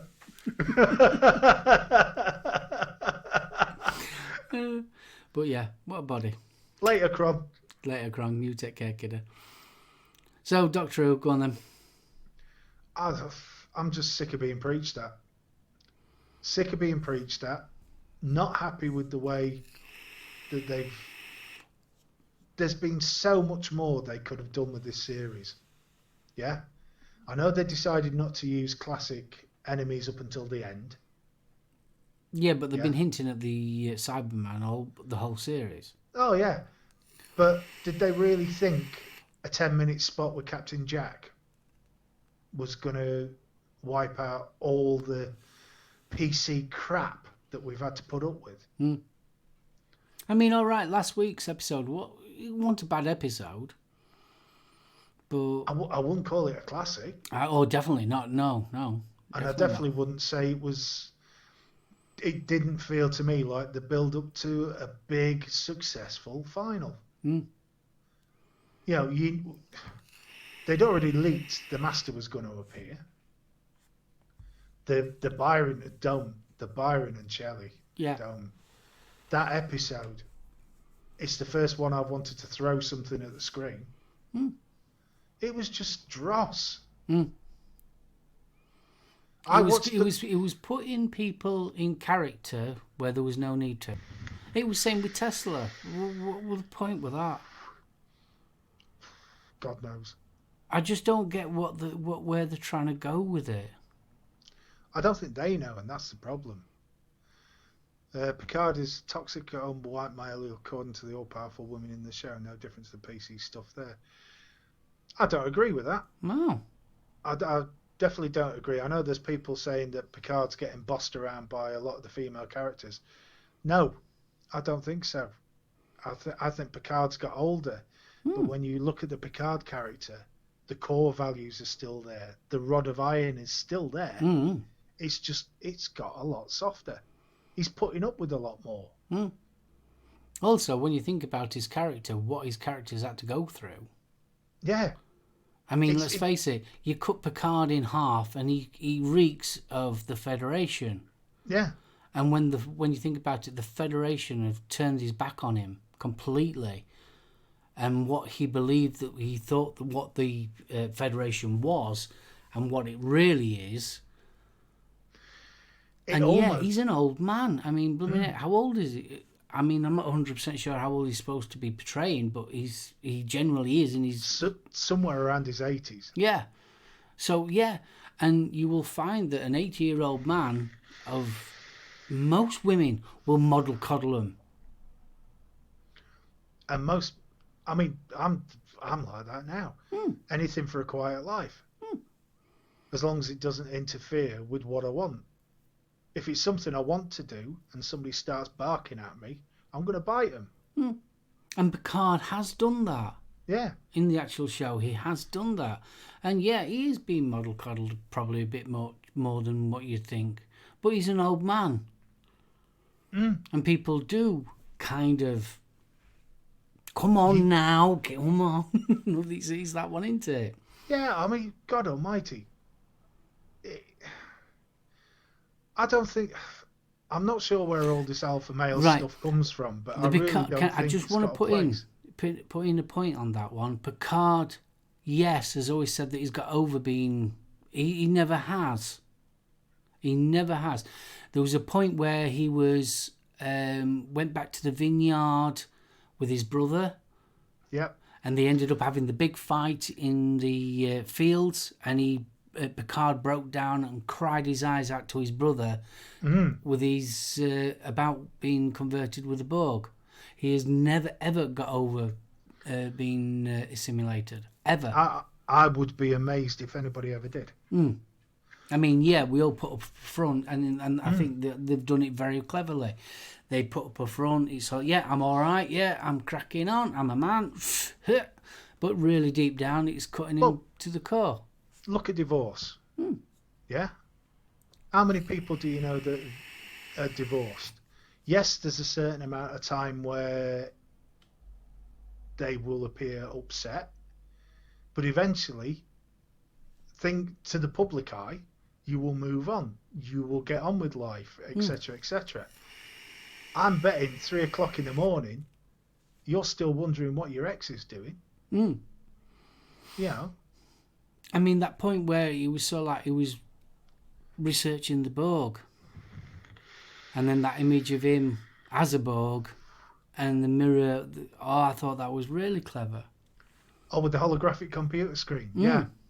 And you could see it was almost that was almost a simile of exactly what you just said.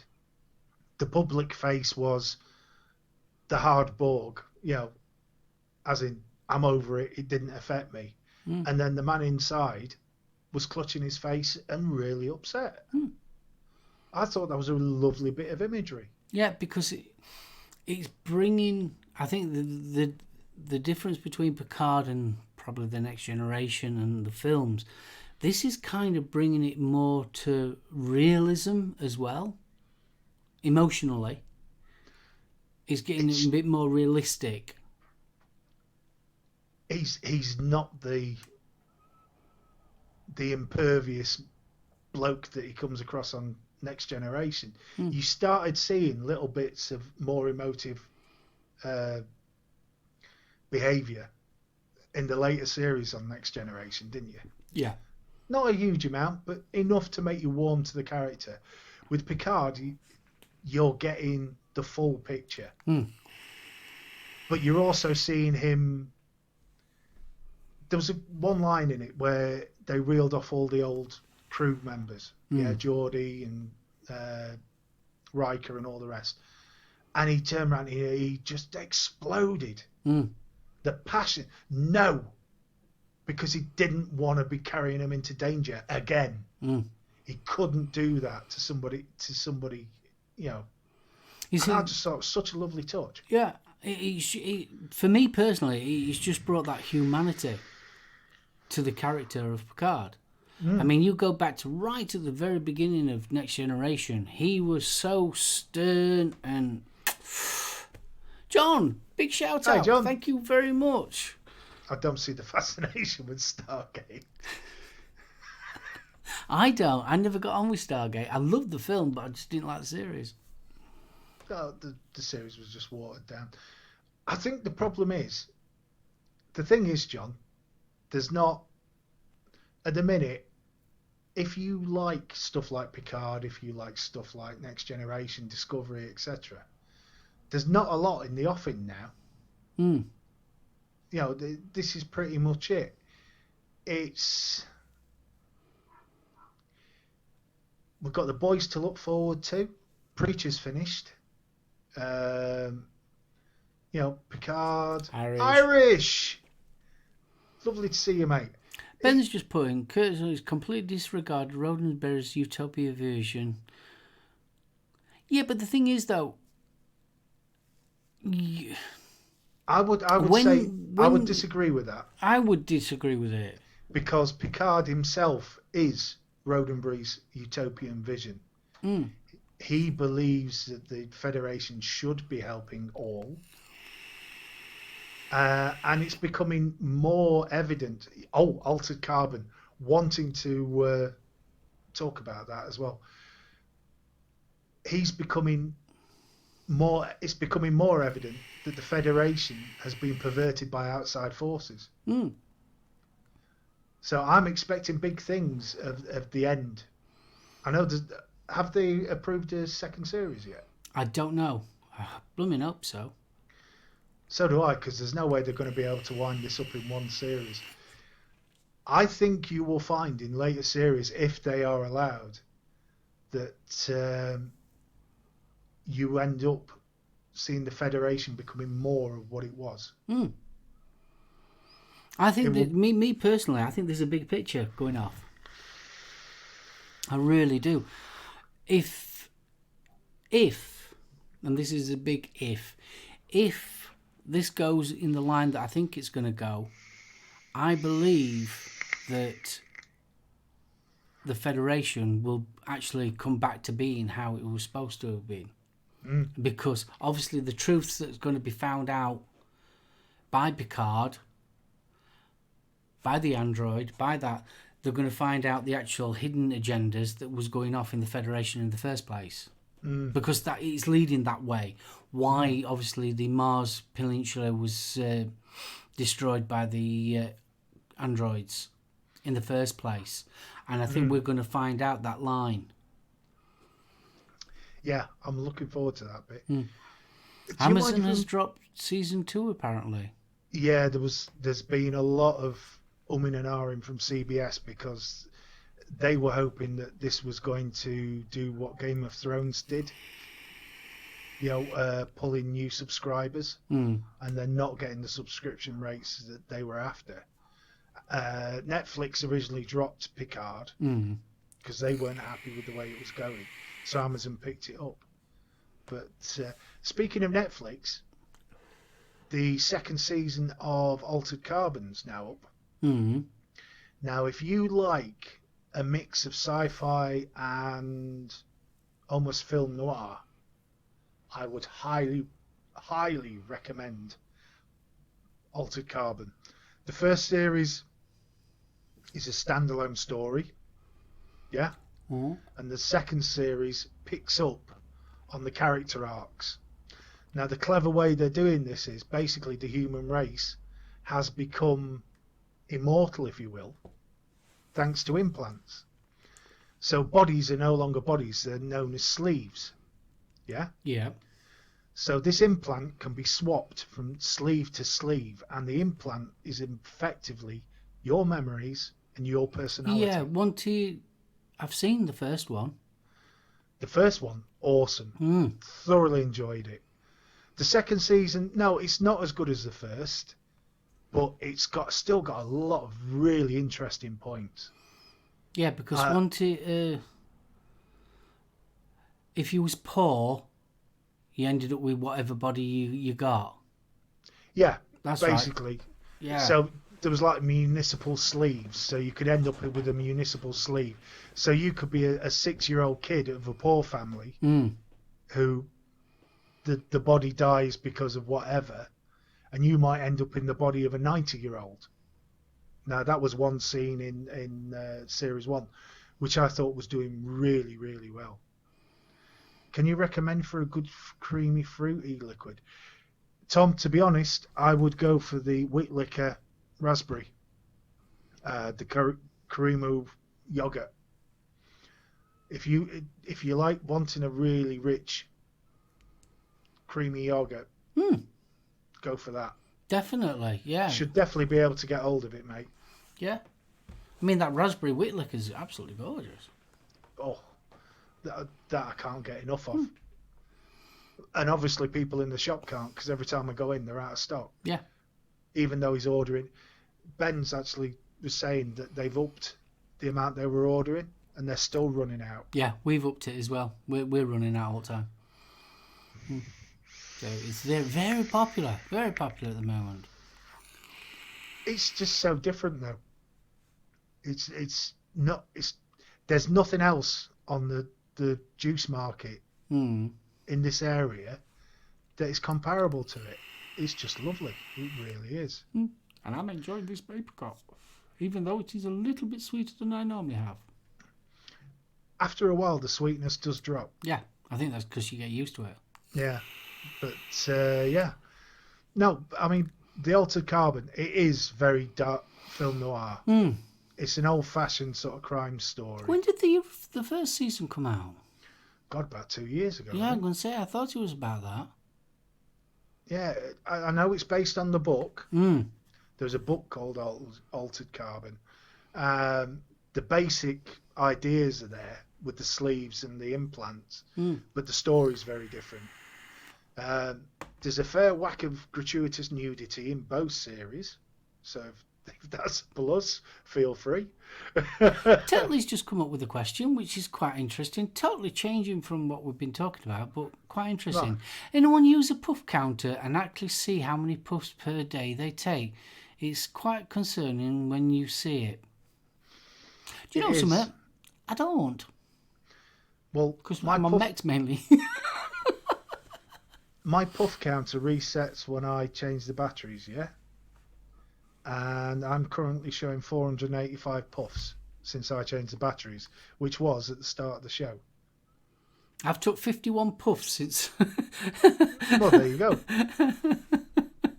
Irish, you are so spot on there. It is like Blade Runner. Yeah. Altered Carbon. It has that feel. Yeah, it does. That sort of decaying society feel to it. Whereas the rich are up there. Oh yeah. In cloud cuckoo land. But isn't that the case anyway? Oh God, you ain't kidding. But that's politics, and we don't do politics. We don't do politics. We don't do drama. We don't do politics. No. Yeah, Bill, I'm pretty much the same. Most of mine don't have puff counters. Don't So you've done 500 puffs in nearly 2 hours? About that. It's not hard. No, of course it's not. Couple of puffs a minute, yeah.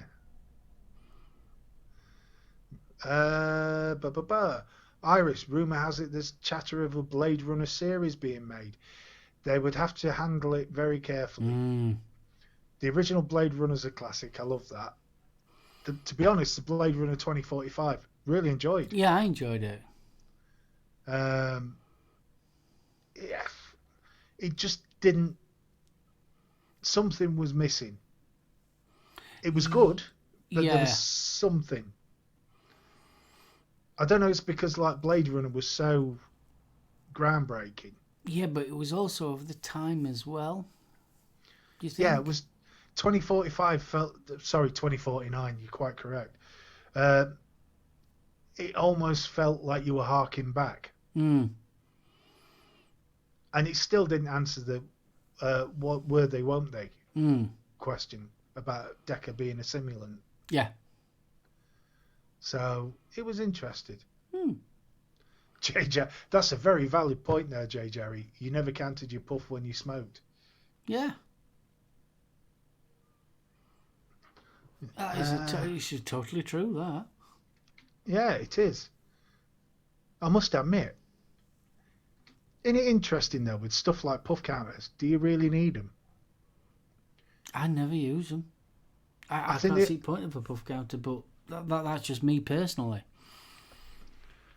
I mean, if you're wanting to control how much you vape, I suppose, yeah, it's handy that. It's sort of like, right, I'll set myself a target of 1,000 today, or whatever.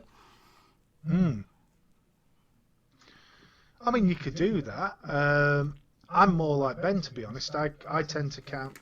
I keep an eye on how much liquid I'm using. Yeah. At the minute, I've probably doubled my intake. And So do you know I something? I kind of halved it. Because when I was at Tarmac, I was going through 100 mil a day. And sometimes 120 mil a day. Easy.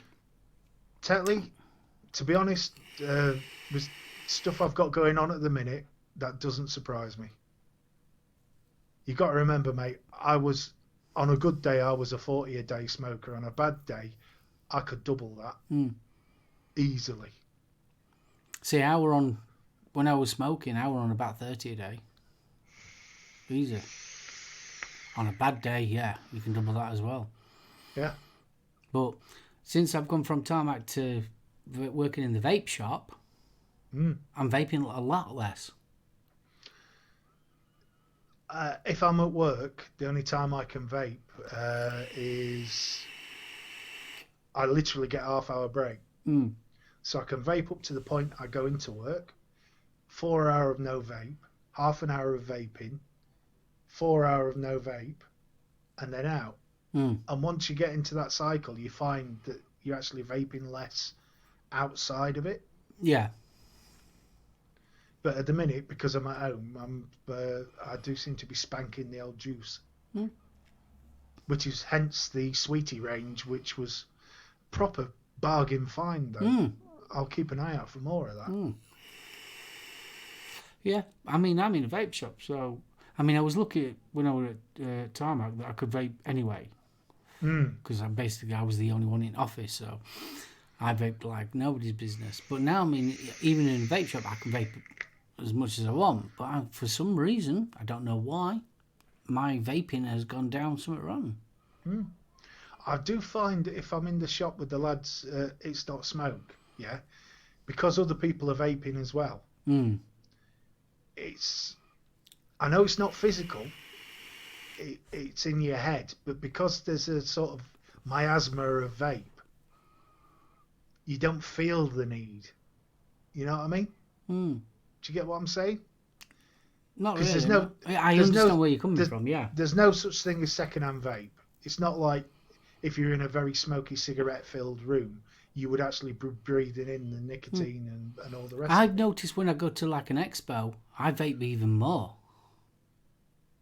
I'm terrible. If I go to expo, for some reason, might as well just hook me up to a blooming vape machine continuously. To be honest, Expo, because I'm walking around and looking, I'm not that bad. But stick me in the car driving, dear God, I can get through some juice. I'm terrible. I really am. I'm one of these people that drive bored. That's me. Yeah. Driving is not a joy. Driving is something to get from A to B.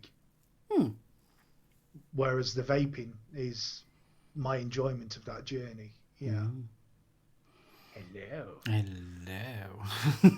Unless it's a Sunday morning and we've got some Delta Blues on and we're just shooting the shit. Well, we will be leaving shortly, so I'm going to put the AKH2 advert back up. So don't forget, if you pop over to AKH2's Instagram, he's got his little offer going off on there. And obviously, if you subscribe to me or you subscribe to him on Instagram, you get you get a pair of coils for free, which I think is absolutely awesome with your order. I think that's cool. So just thought I'd put that back up there. It's superb. And if you just give me a sec, I will know. Oh, hello. There we are. So if I whack that up, there is the link for AK's Instagram. Bargain prices. That's all I can say. They are very high quality coils. They are clean. And by I say clean, they are meticulous, man. Yeah, I mean, you buy your first pair for $10 and then you get 50% off on your second pair. You can't argue. You can't argue with that one. And I'm like I say, I'm using the Aliens now. They are giving me great flavour, and they are definitely giving me good cloud.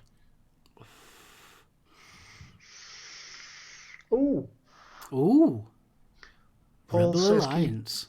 Keep an eye out for a new juice line called Rebel Alliance.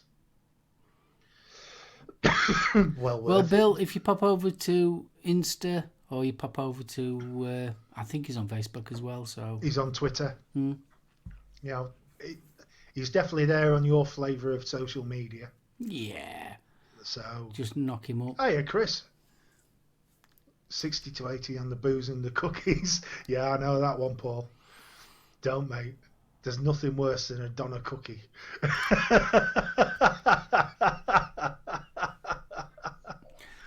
Oh, Gordon Bennett. So, I hope you've enjoyed yourself this week. During this week's show. It wouldn't be a show without you guys, and you're brilliant. You really are brilliant.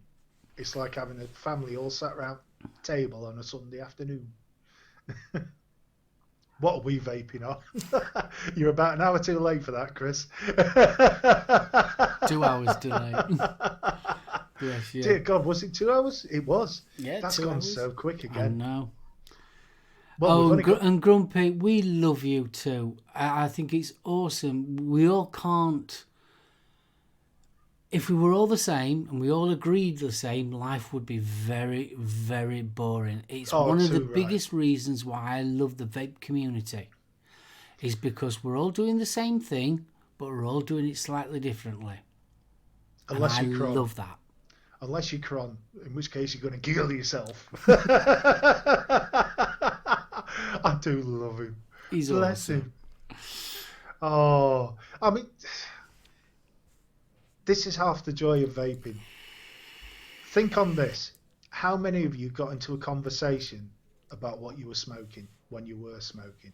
Exactly. And how many times have somebody come up when you're having a vape and said, "What flavour's that, mate? Because it doesn't half smell nice." And then they end up showing you their device, which sounds rude, but it's not. Would you like to have a look at my device? I mean, I've had some dirty looks, don't get me wrong. Went shopping on Saturday, pulled out the Aegis, took a good toke on it, blew the cloud. I must have had 3 old ladies wishing I was dead. The looks I was getting was unreal. But again, I think a lot of that's down to media. I know we're running out of time here, but one of the most funniest ones I ever had, I was in Doncaster Market and Jan had popped into Primark. And I thought, oh, I'm going to have a vape. And I was on a mech in the market, and an old dear came up to me. And she says, oh, I like your pipe. I says, thank you very much. She goes, so whereabouts do you put the tobacco? Honestly, she thought it was a proper pipe. New race. Only meant. Yeah, so I had to explain to her how it all worked. And that was an old deer came up to me. Lovely. Oh, lovely. Right, well, we're at that time. Guys, are. thank you so much for joining us. We hope you've enjoyed it. If there's anything that you think we should be talking about on a Sunday, please go along to Facebook. There's a Tales from the Ohm group. Just stick something in. Yeah. Let's see what you want to chat about. Yeah? If there's something that's boiling your piss, if there's something that you want to know more about technically, Mark's got a massive skill base. Me? A very particular set of skills. I've got a particular set of skills. What they are, I ain't got a clue, but there you go. When we find out, you'll know as well. But hey, we will both sort of take a look and see if we can help. Yeah? Yeah, definitely. I mean, Even if you want to ask us a daft question, get it in there. Yeah. Get it slapped in. Here's one for you. If you want to know how to build website, you know, we Don't built ask me. ours. No, we built ours. We can give you, you know, share with our experience on that. Because, I mean, let's be right. The amount Wave of to new Jackie quickly. Jackie! Wave to Jackie. The amount of new reviewers now is exploding. Yeah? Mark's been doing it for a number of years. Yeah? I've been doing it for, what, about a year now. We're happy to help. Hiya, Voka. Voka. You can let Adolf know, mate. We've done his offer. Look, we've been doing this, Voka. Honest. We were just waiting for you to come in. So yeah, on a serious note, if you've got any questions or anything like that, just give us a bell. We are here. You're in chat, but you're still part of the show. So yeah. Oh, bless you. Tom, thank you. That's so lovely. Thanks for a top show. Enjoy it every time. Keep it up, boys. Love you. Oh, bless. Bless you. Thank you very, very much. Right, we're going to wrap this one up because I've got to go and get my hair cut. You should stay to this. Go and make yourself sexy, son. I know, I'm going to look really cute and sexy for my wife. Yeah. Anyway, big shout out to you, Steve. Thank you so much for a wonderful little 2 hours. That went rather quick. Guys in chat, thank you. Spanners, as always, thanks for looking after chat. And we will see you all on Thursday, 7 p.m. Indeed. And just before we go, big thank you to It's Not Smoking Retford for supplying the juice that we reviewed at 3, which was the Wick Liquor Koromu yogurt. So, right. On that note, bye. Bye.